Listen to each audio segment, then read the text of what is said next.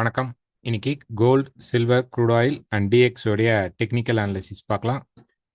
இந்த வீடியோக்குள்ள போகிறதுக்கு முன்னாடி இந்த தளத்தை சப்ஸ்கிரைப் பண்ணாமல் இருந்தீங்கன்னா சப்ஸ்கிரைப் பண்ணிங்க. கூடவே பெல் ஐக்கானை கிளிக் பண்ணிங்க. அப்போ தான் நாங்கள் வீடியோஸ் போட்டோன்னு நோட்டிஃபிகேஷன் வரும். டெலகிராமுடைய லிங்க்ஸ் அண்ட் எங்களுடைய காண்டாக்ட் நம்பர்ஸ் எல்லாமே கீழே டிஸ்கிரிப்ஷனில் இருக்கணும். நீங்கள் ஏதாவது எங்களை தொடர்பு கொள்ளணும்னு நினச்சிங்கன்னா தொடர்பு கொள்ளலாம். ஸோ ஃபஸ்ட்டு இன்னைக்கு நியூஸ் என்னென்ன இருக்குது அப்படின்னு பார்த்தீங்க அப்படின்னா, நமக்கு வந்து ப்ரொடியூசர் ப்ரைஸ் இண்டெக்ஸ் இருக்குது. கூட வந்து பார்த்தீங்கன்னா initial jobless claim, unemployment claim இருக்கும். ஸோ இந்த அன்எம்ப்ளாய்மெண்ட் கிளைம் வந்து லாஸ்ட் வீக் வந்ததை விட கண்டிப்பாக இந்த முறை அதிகமாக வரணும்.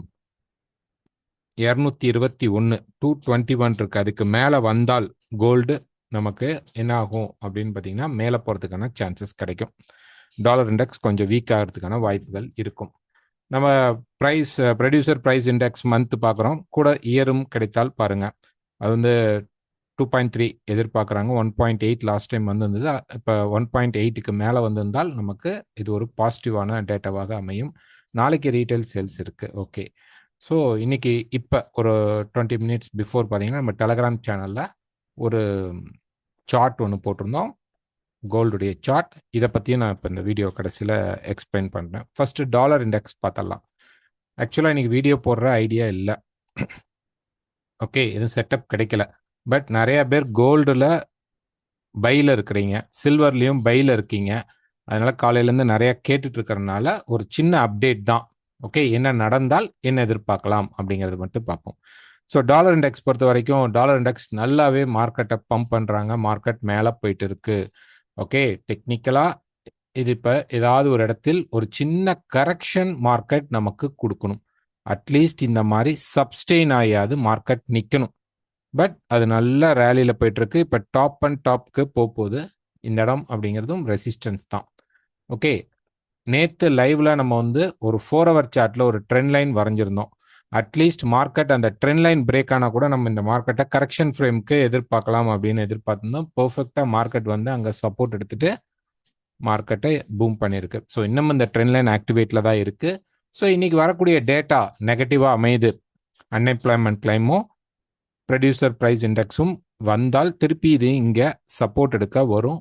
இது பிரேக் ஆனால் மட்டும்தான் மார்க்கெட் இந்த ஒரு அப்சைட் ட்ரெண்ட்லேருந்து மார்க்கெட் கீழே இறங்குறதுக்கான பாசிபிள் இருக்கும். கீழே இறங்கினால் நமக்கு 105.5 அல்லது 105.30 வரைக்கும் இறங்குறதுக்கு சான்சஸ் இருக்கும். இன்னைக்கும் நாளைக்கும் இருக்கிற டேட்டாலாம் பேஸ் பண்ணி ஒரு கரெக்ஷன் ஸ்ட்ரக்சருக்குள்ளே வரும்.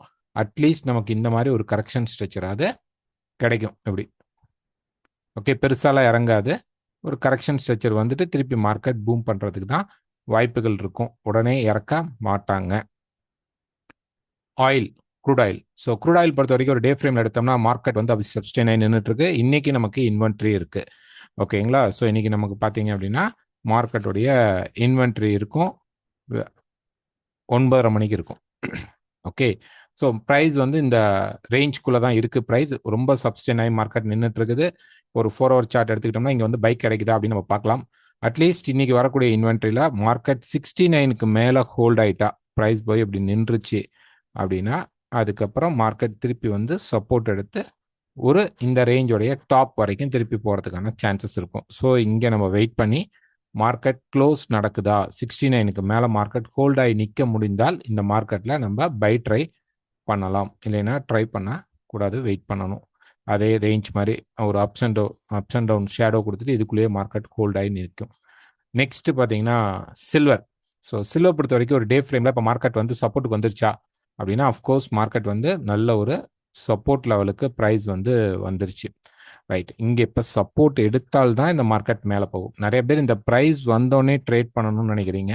திருப்பி நாங்கள் சொல்கிறோம், ஒரு இடத்துக்கு ப்ரைஸ் வந்தால் கண்டிப்பாக சப்போர்ட் எடுக்குதா, நீங்கள் யூஸ் பண்ணக்கூடிய ஏதாவது ஒரு மார்க்கெட்டை யூஸ் பண்ணி அந்த மார்க்கெட்டில் நீங்கள் அந்த மார்க்கெட் வந்து பை ஆகுதா, ஏதாவது ஒரு டெக்னிக்கல்ஸ் யூஸ் பண்ணி ஒரு சின்ன கன்ஃபர்மேஷனாவது வச்சு ஸ்டாப் லாஸ் யூஸ் பண்ணி என்ட்ரி எடுக்க ட்ரை பண்ணுங்க. ஸோ இது வந்து இப்போ நம்ம வந்து ஒரு 4 ஹவர் சார்ட்டில் பார்த்தோம் அப்படின்னோம்னா ப்ரைஸ் பார்த்தீங்கன்னா இந்த டவுன் சைடில் இருக்கக்கூடிய சேனல் தான் மார்க்கெட் போயிட்டு இருக்கு. நேற்று இந்த இடத்துல மார்க்கெட் நம்ம லைவ் பேசிட்டு இருக்கும்போது மார்க்கெட் இருந்துச்சு.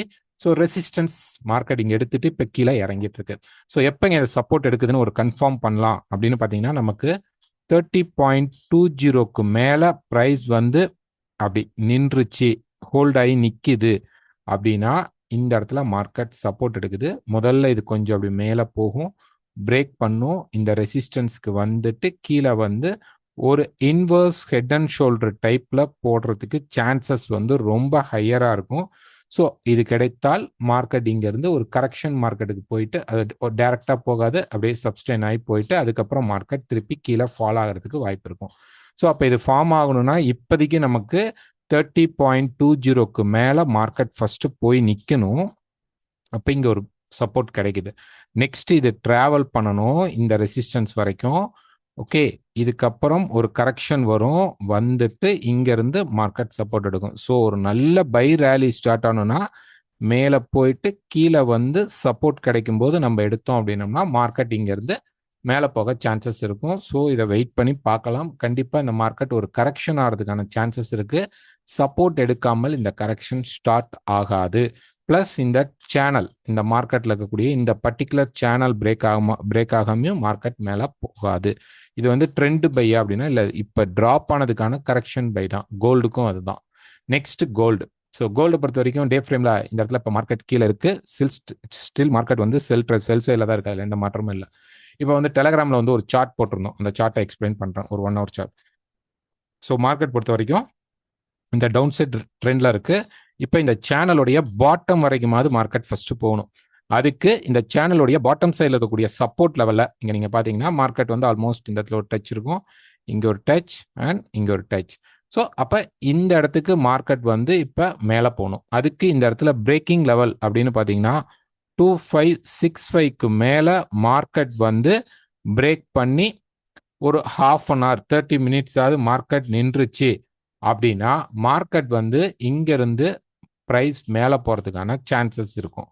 இது உடனே ரேலி ஆகுமா அப்படின்னா இல்லை, ப்ரைஸ் வந்து ஒரு ரெசிஸ்டன்ஸ் கிட்ட போகும். அரௌண்ட் 600 ஃபேஸ்க்கு நமக்கு மார்க்கெட் போகும். நேற்று இருந்த அந்த ரேஞ்ச் ஃபேஸ்க்குள்ள.